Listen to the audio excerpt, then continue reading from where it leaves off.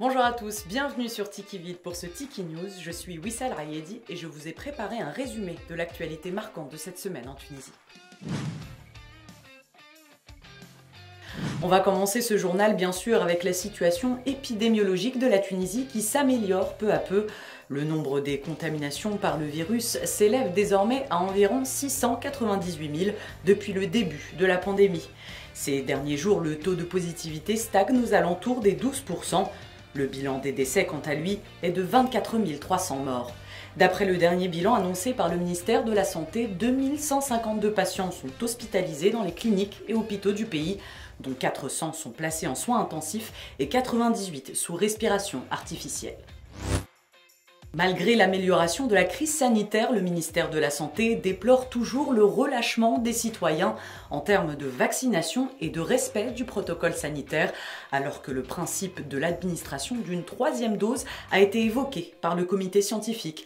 Un constat qui a poussé les autorités à la mise en place prochainement d'un pass vaccinal pour accéder à certains espaces publics. D'après Mohamed Ribhi, le président de la commission de confinement sanitaire, les textes visant à réglementer ce pass sont en cours d'élaboration, précisant que cette mesure préventive avait pour objectif de protéger la communauté et rappelant que la vaccination demeure une liberté individuelle.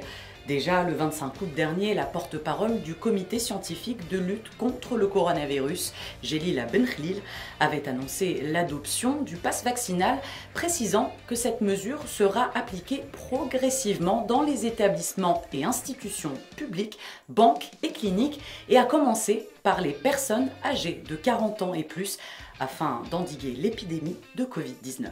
Pour rappel, un certificat de vaccination est déjà disponible sur l'espace citoyen de la plateforme Evax pour les personnes ayant achevé leur schéma vaccinal. Du fait de la situation sanitaire en Tunisie, les autorités françaises ont décidé de maintenir la Tunisie sur la liste des pays rouges. Ainsi, les voyageurs vaccinés venant de Tunisie vers la France doivent présenter à l'embarquement la preuve d'une vaccination complète. De leur côté, les personnes non vaccinées ne pourront accéder au territoire que s'ils justifient à l'embarquement d'un motif impérieux correspondant à la liste limitative des pays dits rouges. Ils devront également présenter un test PCR ou antigénique négatif de moins de 48 heures, se soumettre à un test antigénique à leur arrivée en France et effectuer une quarantaine obligatoire pendant 10 jours, et elle sera contrôlée par les forces de sécurité sous peine d'une amende de 1 000 € pour tous les contrevenants. Par ailleurs, la France n'admet que les vaccins reconnus par l'autorité européenne du médicament.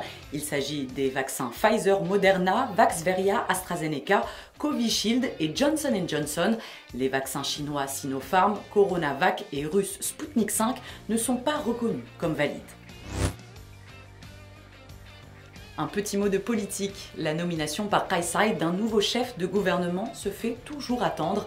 Ainsi, le bureau exécutif d'Ennahda a réitéré cette semaine la nécessité de mettre fin à l'état d'exception et au gel du Parlement, appelant le président de la République à nommer dans les plus brefs délais un chef du gouvernement chargé de former un gouvernement légitime capable d'engager les grandes réformes et de faire face aux défis économiques et sociaux que traverse le pays. Concernant les éventuels changements dans la Constitution évoqués par la présidence ces derniers jours, le parti islamiste a indiqué que la Constitution de 2014 prévoit dans ses textes des mécanismes pour l'amender selon un processus participatif et un consensus requis entre tous les partis politiques et les représentants de la société civile. Il a par ailleurs ajouté que le dialogue national global et l'attachement au principe de la participation sont les conditions nécessaires pour sortir le pays de la crise. Même chose pour l'UGTT, qui a réitéré elle aussi son appel à accélérer la formation d'un gouvernement restreint, considérant que tout retard en la matière mène à l'approfondissement de la crise, au démantèlement de l'État et en menace l'existence. De son côté, Kais Saied s'est défendu de toute tergiversation, affirmant qu'il demeure constant sur son principe et que la voie est claire devant lui et qu'il n'ira pas dans leur choix, en allusion aux partis et acteurs traditionnels de la vie politique.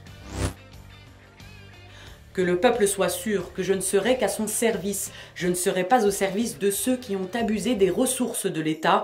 Je ne dialoguerai pas avec eux. Je ne traiterai pas avec les voleurs, les agents et les traîtres qui paient de leur argent pour obtenir une reconnaissance étrangère et porter atteinte à leur pays. Bonne nouvelle pour les accros au shopping, le ministère du Commerce et de la Promotion des Exportations a annoncé la prolongation de la période des soldes d'été de 2 semaines pour poursuivre jusqu'à la fin du mois de septembre. Ce prolongement a été décidé à la demande de la profession.